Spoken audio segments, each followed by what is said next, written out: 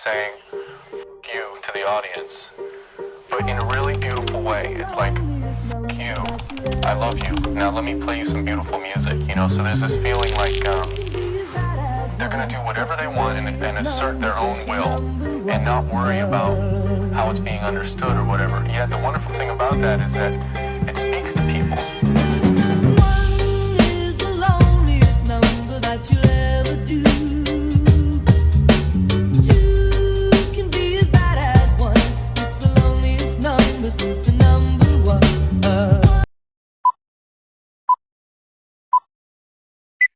Kami dari Universitas Sambung Mangkurat ingin mewawancara Brontian tentang pernikahan. Jadi, yang namanya siapa?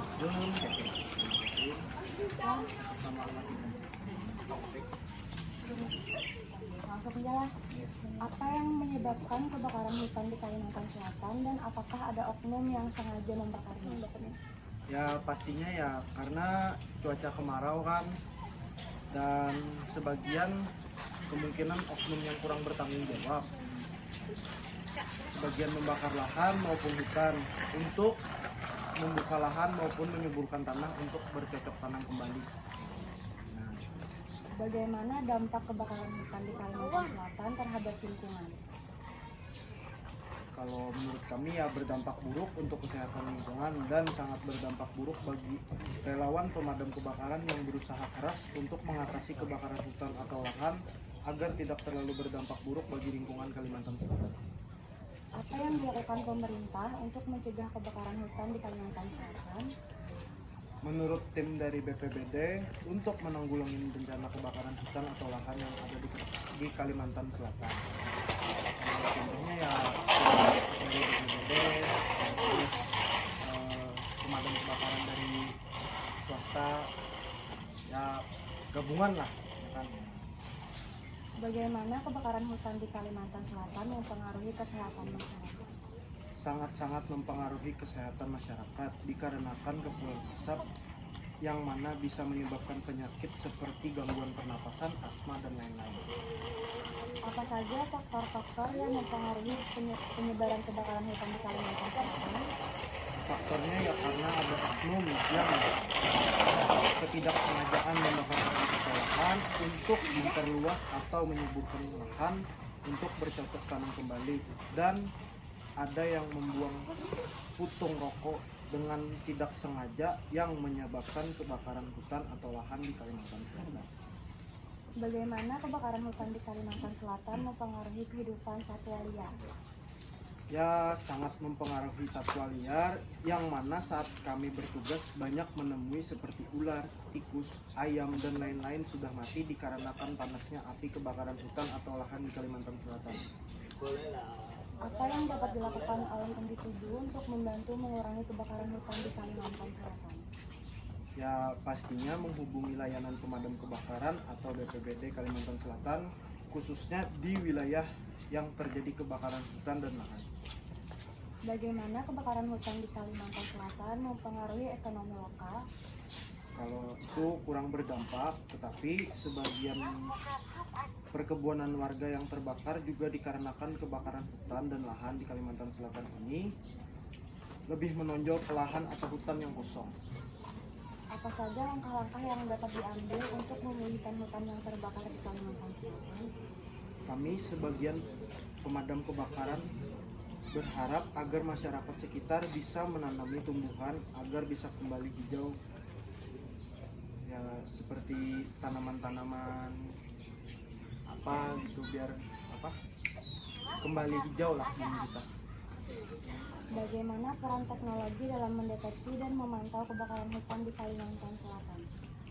Ya seperti dari tim pemadam kebakaran kan ataupun BPBD, sekarang kan dari pemerintahan dapat helikopter. Nah kalau dari helikopter sih saya pantau kemarin waktu kemarau itu hampir beroperasi sekitar beberapa jam gitu, yang keliling-keliling memantau di mana daerah kebakaran, terus diinfokan, lalu yang mana hampir mendekati permukiman warga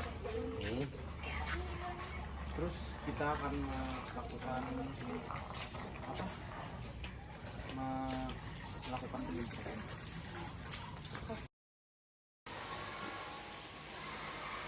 Ya, langsung saja kita ke pertanyaan kepada Bang Abai. Ya, siap. Apa yang menyebabkan kebakaran hutan di Kalimantan Selatan, dan juga apakah ada oknum yang sengaja membakarnya, Bang? Seperti ketahui, kebiasaan itu ketika terjadi kebakaran hutan, terutama yang di Kalimantan Selatan ya, Iya. mungkin dari hotspot karena titik panas yang berlebihan biasanya. Juga kita tidak menutup mata bahwa ada oknum yang membakar, baik untuk untuk membuka ladang, perumahan, juga untuk alih fungsi hutan gitu biasanya kayak gitu, untuk berkebun atau sebagainya. Membuka lahan, Membuka lahan ya, baik untuk pertanian juga. Tapi tidak semua perumahan ataupun dengan cara membakar ada juga. Jadi kita tidak semua tidak menunjukkan ke ya siapa orangnya biasanya gitu. Tapi sering ditemui oleh kawan-kawan bahwa ada memang kedapatan membakar ya. membakar lahan. Iya. Jadi salah satunya dari pemanasan global, Bang. Iya, pemanasan global. Pemanasan global, harusnya ada juga yang oknum yang membakar. Makanya terjadi kebakaran hutan itu kan pasti di musim panas yang berlebihan ya. Iya. Sudah di daunannya keringan. Iya. Di bawah juga kering, dapatnya pun merokok. Langsung Ya, apalagi sengaja dibakar makanya. Yang kedua, bagaimana dampak kebakaran hutan di Kalimantan Selatan terhadap lingkungan? Banyak sih sebenarnya, buat polusi udara pasti gitu ya. Terus pemanasan bertambah. Mungkin terus juga ada yang pokoknya berhubungan dengan ISPA lah. Itu sudah pasti. Dan untuk juga kabut asapnya juga mengganggu untuk jarak pandang. Itu sangat mengganggu untuk terutama buat mereka yang berjalan gitu ya, yang menggunakan mobil dan sebagainya. Ada jarak pandang dekat ya. Kemarin saya sendiri merasakan dari Gambut dari Banjarmasin mau ke Martapura ya, pas di jalan tol ke Gambut itu nggak berani lagi terus perjalanan karena sudah jarak pandang terlihat menunggu siang hari lagi. Nih pernapasan ya, pernapasan ya, berhubungan dengan ISPA lah. Batuk juga kan berhubungan dengan pernapasan. Bagi anak-anak lah ya, terutama ya. Selanjutnya, apa yang dilakukan pemerintah untuk mencegah kebakaran hutan di Kalimantan Selatan? Yang dilakukan pemerintah sudah mulai sudah dilaksanakan sebenarnya. Mereka dari BPBD ya, BPBD Badan Penanggulangan Bencana Daerah itu bersama dengan para relawan tuh piket untuk piket karhutla biasanya. Mereka bersama juga dengan dari kepolisian dan unsur terkait lainnya, terutama dari PMI juga biasanya, piket untuk mencegah, untuk bersama-sama memadamkan kebakaran hutan dan lahan ya. Jadi misalkan ada info, mereka berangkat gitu. Mereka juga mengadakan apel bersama biasanya untuk sebelum ada acara, sebelum untuk piket karhutla seperti itu. Memberikan arahannya ya dari pemerintah. Bagaimana kebakaran hutan di Kalimantan Selatan mempengaruhi kesehatan masyarakat menurut pandangan dia? Pasti mempengaruhi kesehatan ya. Baik dari pernapasan ya, dari mata juga.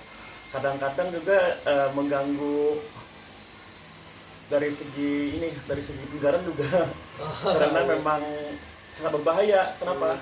Kita aja kalau misalkan di rumah ya ada asap, pasti kan panas gitu ya. Apalagi ini kan secara global banyak asapnya. Masakan dari misalkan apalagi di daerah di dekat yang kebakaran yang besar gitu ya, kebakaran hutan yang besar. Kita aja biasanya kan daerah Martapura Timur ini tidak ada kebakaran hutan yang besar nih. Ada dampaknya juga kan, biasanya sampai kita kabut asapnya. Asap. Itu pasti sangat mengganggu untuk kesehatan gitu.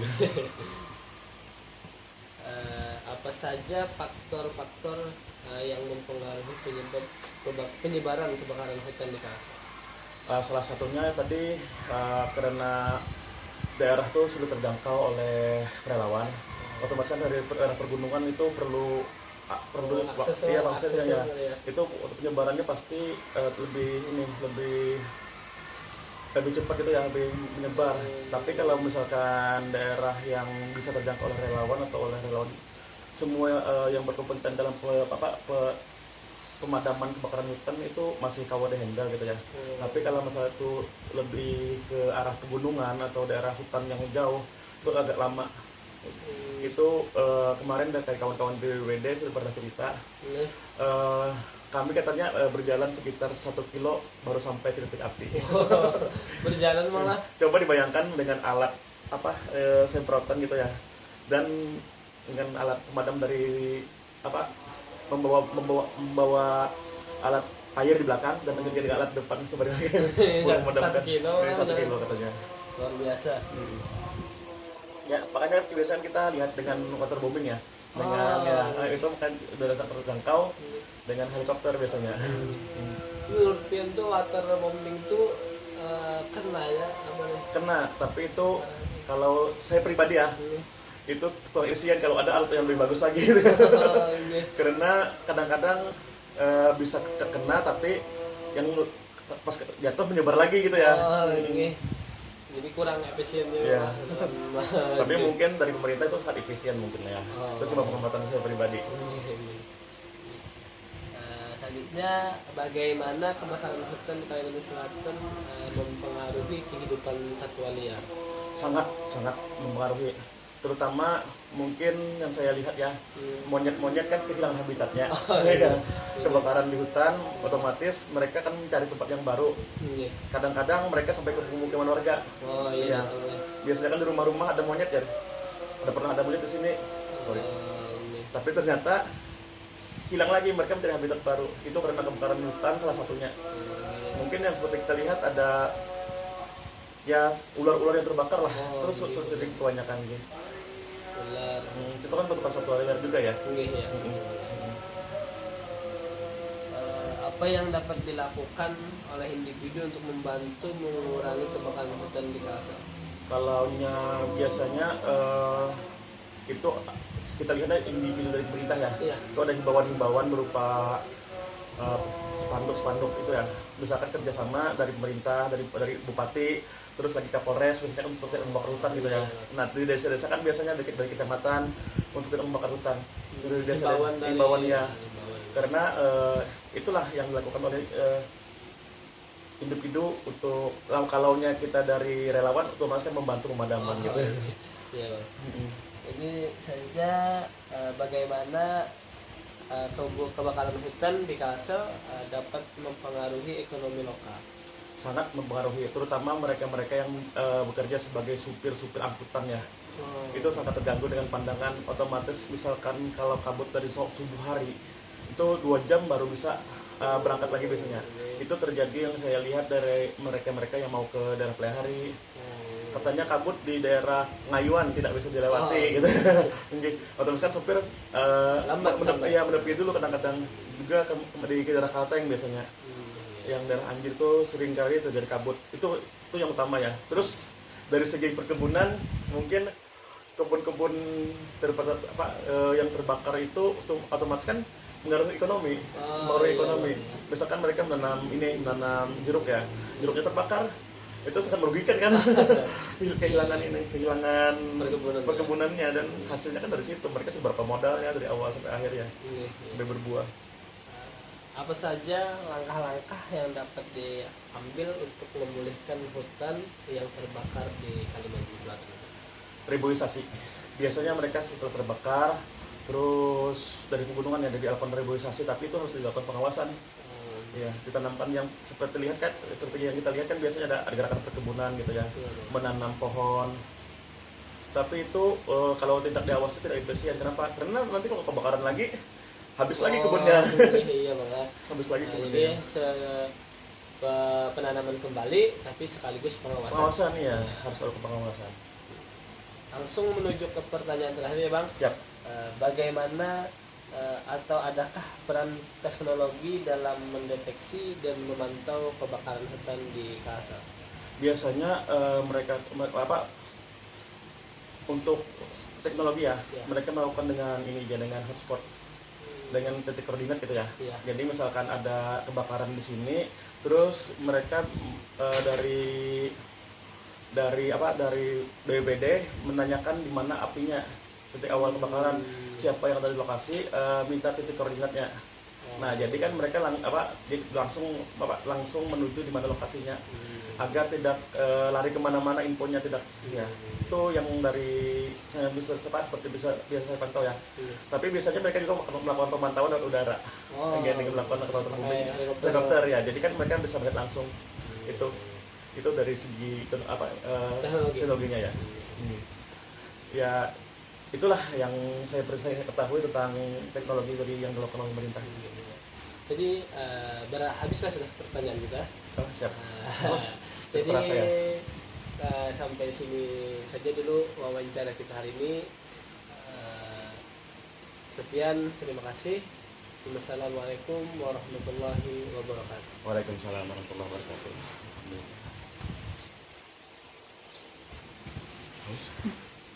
Alhamdulillah.